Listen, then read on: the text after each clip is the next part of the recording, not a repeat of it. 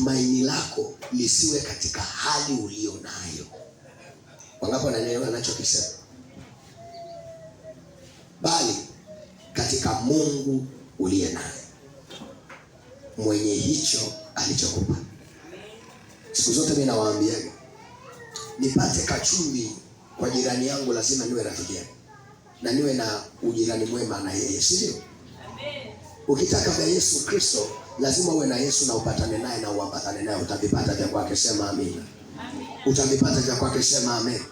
Ukitaka kumpata Mungu wa apostle na Mungu wa profeti, sawa sawa, sawa sawa, kuna kitu natakiwa ufanye. Nataka nikufundishe kitu kimoja.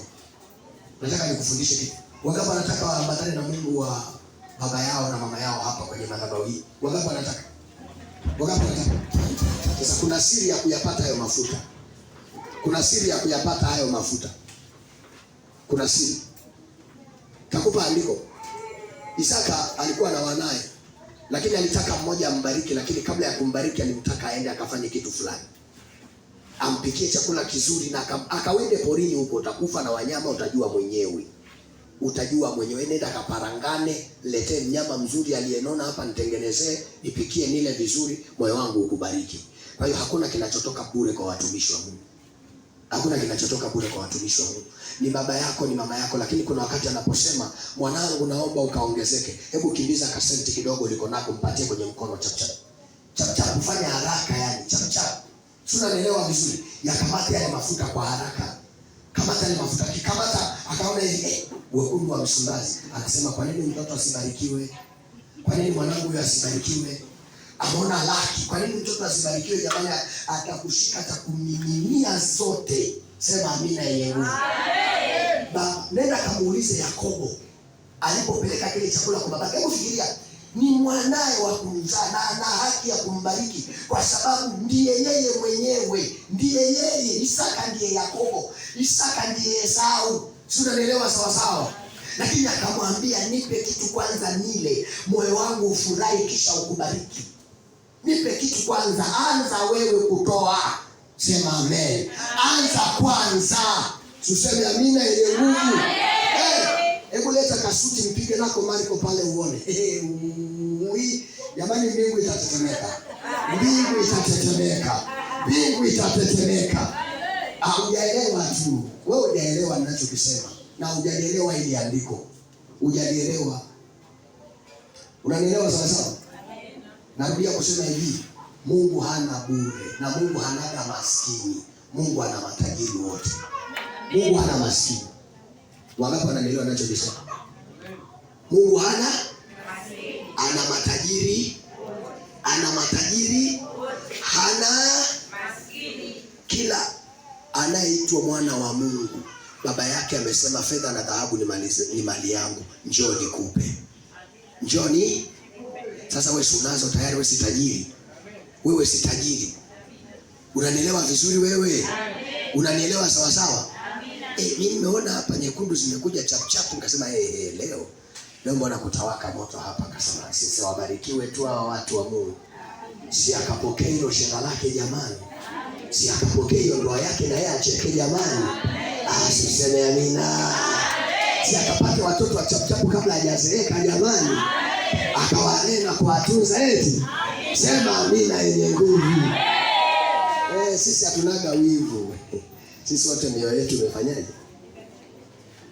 Zaburi 42:11 inasema, mbona unahuzunika nafsi yangu? Mngojee Mungu, maana bado nitamsifu. Ndio maana nikakwambia tumaini lako lisiwe katika nini? Hali ulionayo, bali katika Mungu. Zaburi 42:11 inasema, mbona unahuzunika nafsi yangu? Mngojee Mungu, maana bado nitamsifu. Sema amina. Sasa nisikilize vizuri. Hali zinaweza kubadilika. Hali zinaweza kubadilika. Hali ulizo nazo zinaweza kubadilika. Watu wanaweza kukata tamaa juu yako, lakini Mungu habadiliki na wala hawezi kukata tamaa juu yako. Unanielewa vizuri? Unanielewa vizuri? Mimi nami ni mwanadamu. Apostle na prophet naye pia ni mwanadamu. Kuna mahala akikuwa na kila siku namletea tu tajiri leo, kila siku tu tajiri leo, atajiuliza hivi mtoto ana shida gani? Anafika mahali hata naye anachoka. Si sawa? Si sawa? Kwani una shida gani? Kwani una shida gani? Kwani una shida gani? Hiyo shida hiyo tu imekung'ang'ania, imekushika, imekukumbatia, imekupenda, yani imekuoa kabisa, imefunga na wewe ndoa. Kwa nini? Kwa nini hiyo tu? Na kwa nini ndio asikung'ang'ania hivyo kama nilivyokung'ang'ania hilo? Kwa nini? Jamani. Tunakataa kwa jina la Yesu. Kwa nini hiyo kazi isikung'ang'anie kama hilo nilivyokung'ang'ania ese? Siku moja niliwaambia, jema linakuja kwa shida na jema linaondoka haraka. Wangapi wananielewa? Lakini baya haliji hata kwa shida, from nowhere tu ile hapo limesha kukamata.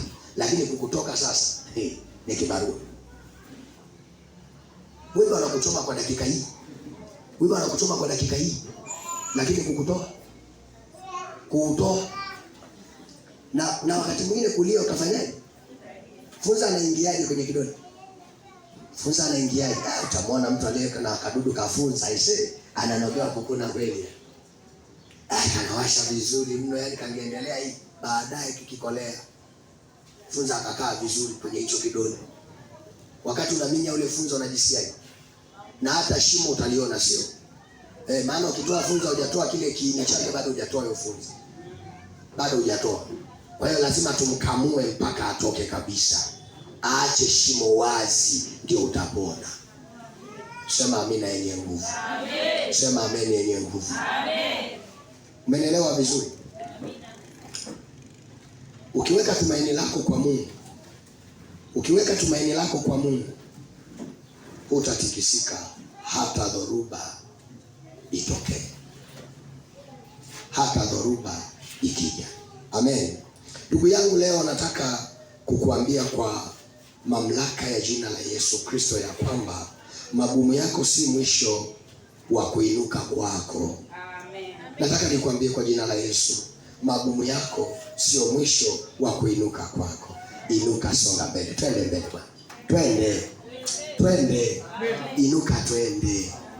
Unanielewa Kakuacha kwenye mitaa, wewe inuka twende.